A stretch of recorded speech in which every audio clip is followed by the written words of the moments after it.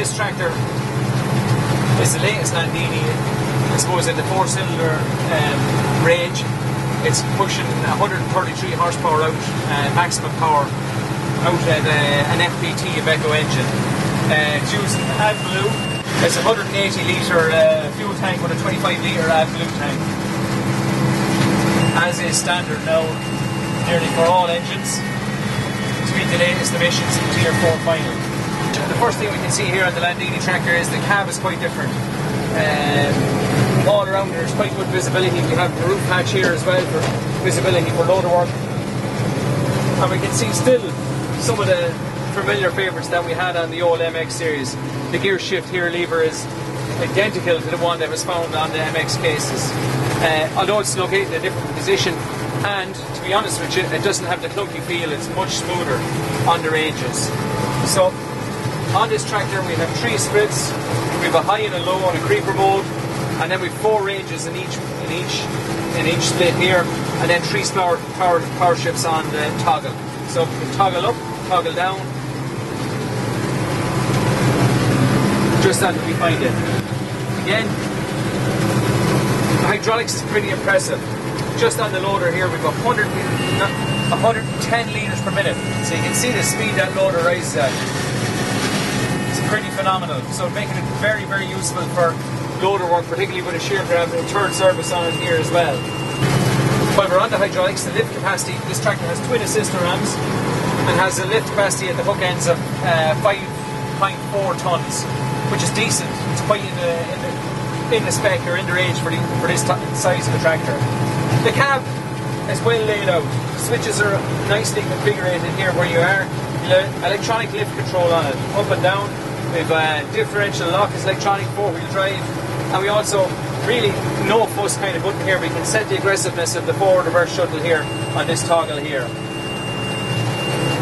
Again, there's a lock here on the seat for a lock on the seat. If you press this switch, that won't allow the controls to come on when you leave the seat. It's a safety feature on the tractor. Option on this tractor is there's a 4 speeds for the PTO. There's 540 and 1000, and it's available both in economy for 540 and 1000 also.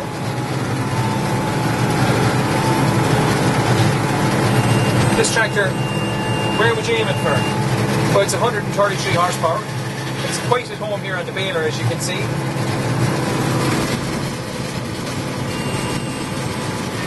It seems to have decent draft. It has a good Ramon hitch. So it's a really good all-rounder.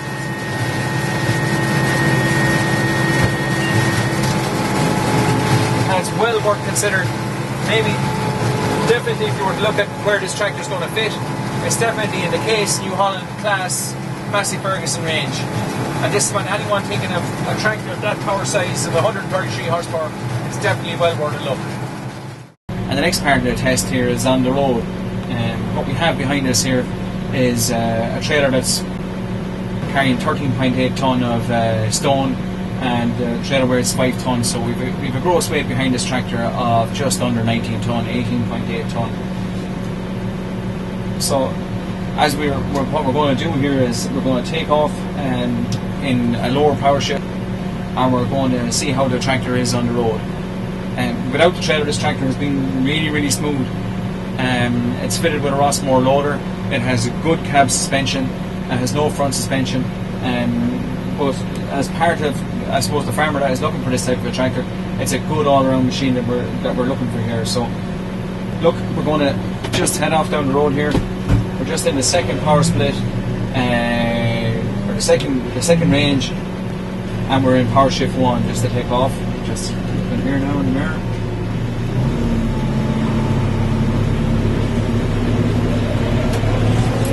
Okay, so we're on the road. So again, fairly smooth takeoff. We've just been up through a power shift there, very smooth. Now we're in the third power shift, in the second range.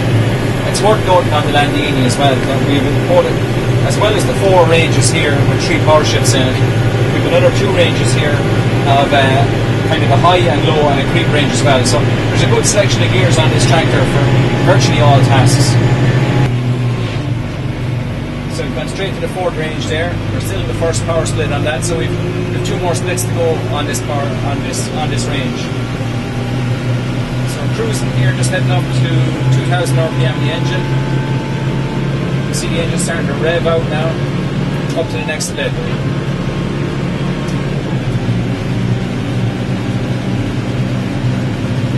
Okay, we're doing 30 just for let you know we're doing 33, 34 kilometers an hour there now. Relatively smooth in the cab. Up 36 kilometers an hour. We're going to go into the kind of the shift that's going to.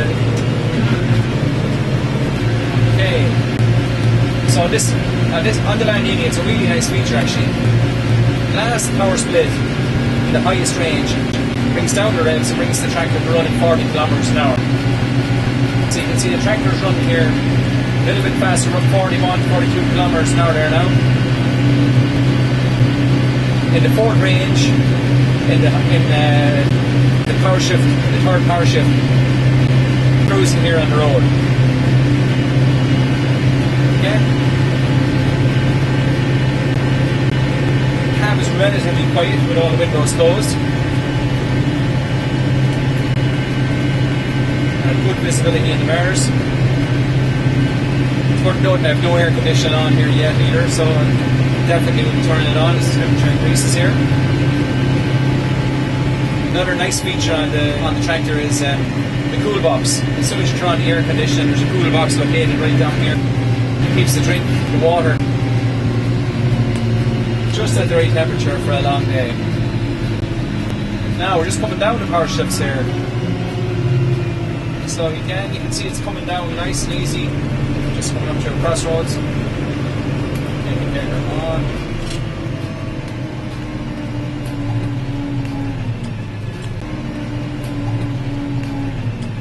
Now brakes are good. The clutch is a little stiffer on this tractor than it has. Not when I say stiff, it's not really that hard, but it's stiffer for a power shift tractor than I would have been used to on the Case or New Hollands. Next part of the test is we're going to look at what's a stiff little climb with this tractor. It's known as Nucnabrar Hill coming out of Stradbally for any who know this road. So we're just going to see how the tractor performs on a climb. What we're looking here for is the kind of torque back up we have in the Landini. So we're going to give it every chance at it here.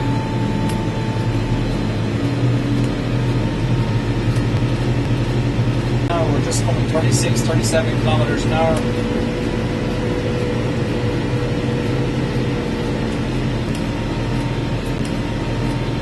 Just starting the climb now.